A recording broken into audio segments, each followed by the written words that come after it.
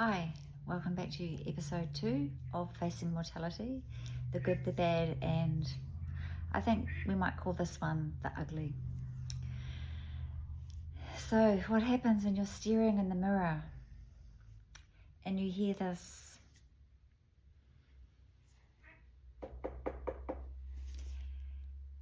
And you go, who's there?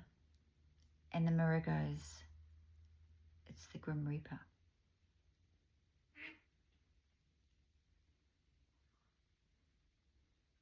So after many months of some digestive tract issues, I finally went and had some cameras put in me to find out what was going on. And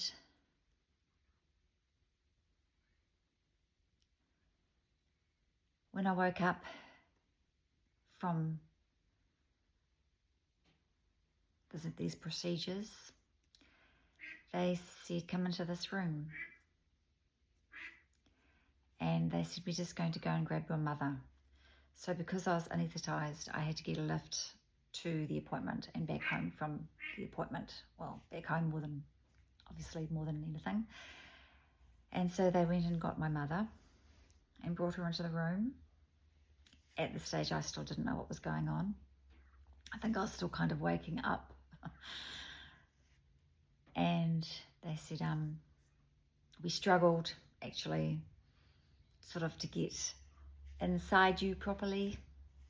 And but what we did see, we think there is a tumour there, which will need to go and get assessed. So this was the first I'd heard of it, obviously from my poor mother too, elderly mother in her early 80s. And they said, so we've sent it off to the labs to get tested, and we'd like you to go and get a CT scan done to see if it is and whether it's metastasized. Well, that's a big word. I didn't really even know what that meant. In fact, rather than asking, I looked it up when I got home. Anyway, the doctor also said to me, and I've sent you the findings that we've got off to a surgeon, and he's really good, and hopefully that should get the ball rolling. So anyway, we drove home, and on the way home, Mum decided that we would cure me with vegetable juice. So we stopped in at the organic shop and bought loads of carrots and celery and beetroot and some apples, not too many, and went home and made those juices. Anyway, so that's when the whirlwind started. That was the beginning of October 2022. And I then had the CT scan. That was on a Monday. I had the cameras looking through my digestive tract from both entrances.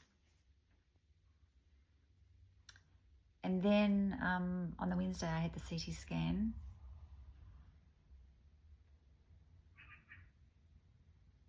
And then I had a phone call. I can't remember from whom now. I've probably actually written it down because I did keep a diary at the time, which is a really good idea. Anyway, I went and saw a surgeon on the following Monday. So now we're into week 2.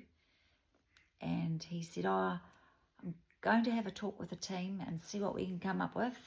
But I've recommended you on and got you an appointment with the liver surgeon because it looks like the cancer has metastasized to your liver and to your lymph nodes. And And so I went to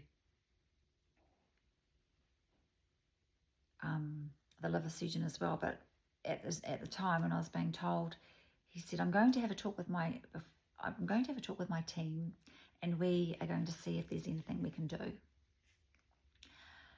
Didn't give me any more information. He was just very, very pleased that he had managed to get me an appointment with a liver surgeon.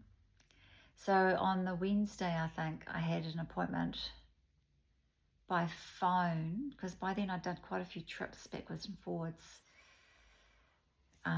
to Auckland and from where I live, which I think at the time was about an hour and a half away.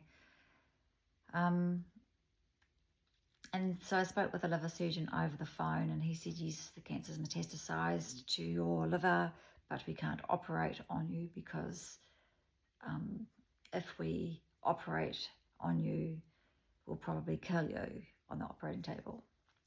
And I said, so what happens if I don't do chemotherapy? Understanding that would be the next course of action.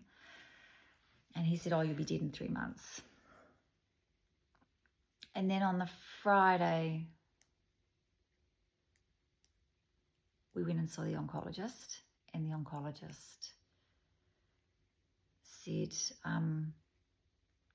it's up to you, go away and have a think about it, but yeah, that you are what we call stage 4 terminal cancer. So basically palliative care.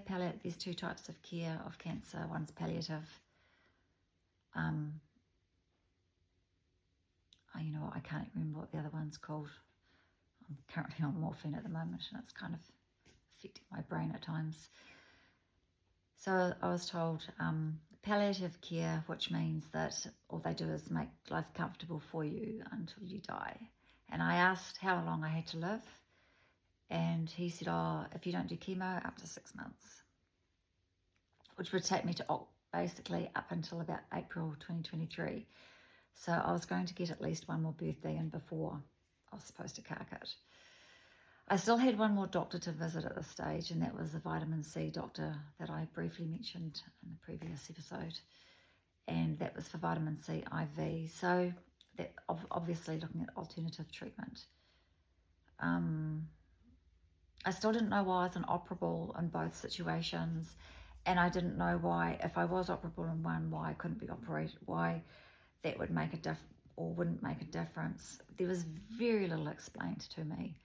It's not that I felt like I was on a production line with the oncologist, but with the surgeons, I don't know. I kind of would have expected a bit more care, a bit more empathy. But maybe my expectations are a bit much.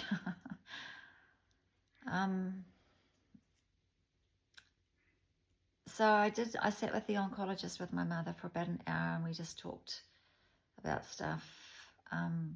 It is good to have someone with you, but I think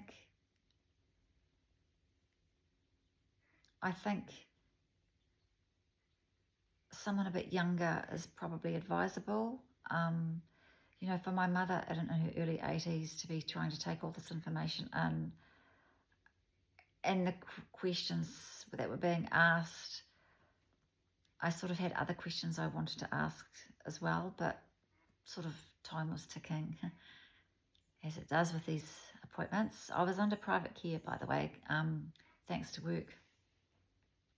I fell under the private care system because they were paying for my insurance. And anyway, we left the oncologist office, and then I had the weekend to sort of think about things before I saw the doctor and discuss vitamin C options. So that weekend I can just remember roaming around the property. It's not that big, but just roaming around and thinking, I'm going to die. They can't save me. If I do chemo, that will buy me time. But I don't want chemo. There's nothing wrong with my body, apart from the fact I've got stage 4 terminal cancer. don't have arthritis,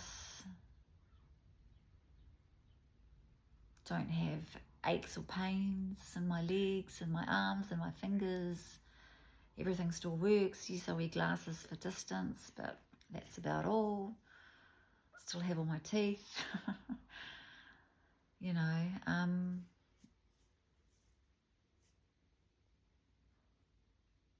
why me? Why not?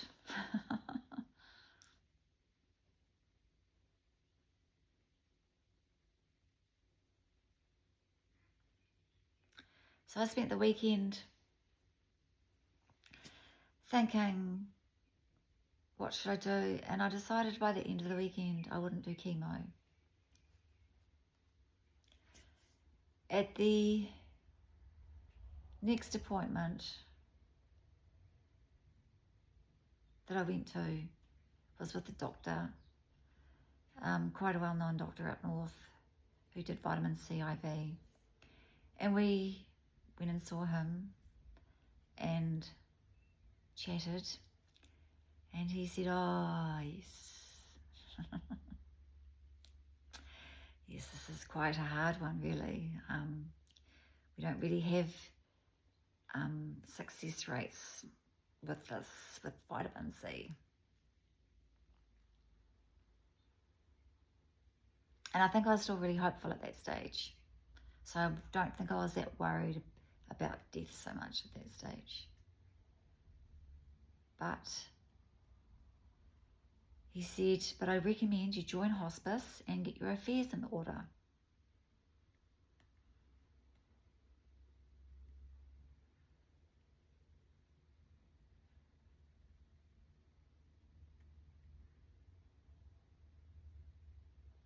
And booked me in for some vitamin C treatment.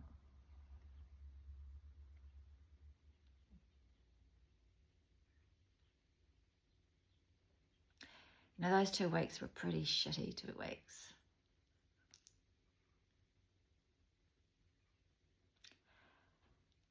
Every time I got news, I would think, can it get any worse? And it did. And even then, after what I've just told you down the track, I even got more news. But I'm going to say that for another day, because I want to mix up what I talk about. I don't want everything to be doom and gloom, given that I'm still here. So I will tell a story in phases, bits and pieces, but I'll bring in other things as well. For example, you know, I'd like to talk about, you know, when your friends and family get this news and all the offers of help that come in and what types of help are available. But yeah, those 2 weeks were pretty hard. I didn't really cry. My mum did, my parents did, my family did, as they found out the news. So once I had that news, work had been, I'd gone through all my sick leave, and I was starting to use annual leave, and they told me just to stop and get back to them once I had my information. So on the Tuesday, the day after visiting the IV doctor, vitamin C IV doctor, I got my bosses on the phone. I had 3 bosses.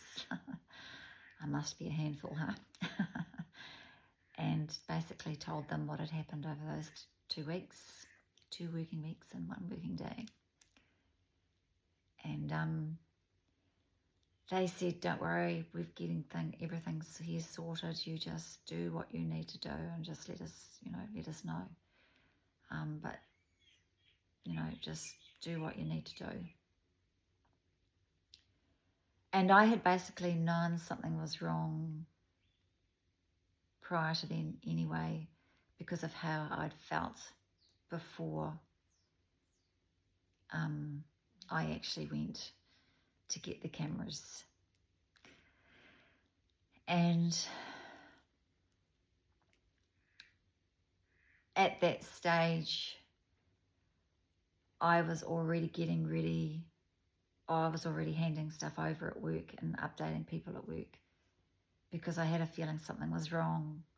Didn't know what it was though. Didn't think it was cancer, but I didn't know what it was.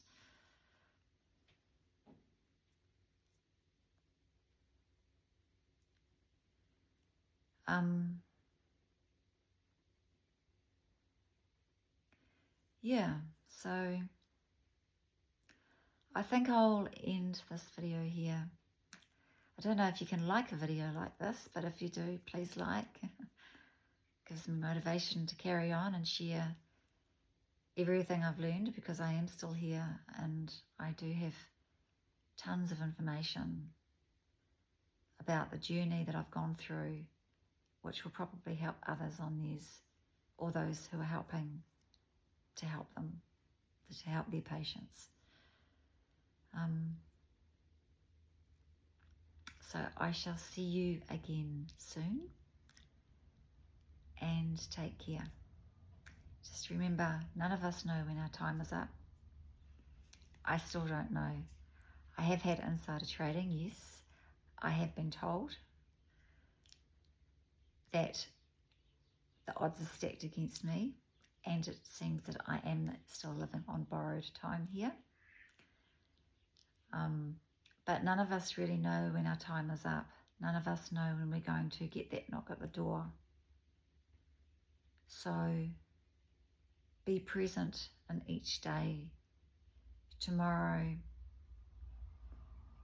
who knows what tomorrow will bring? Just enjoy each day. I am still here, and every morning I wake up, I'm so grateful. So I'll leave you on this note. Hope you join me on the third episode, and I'll see you later. Love you.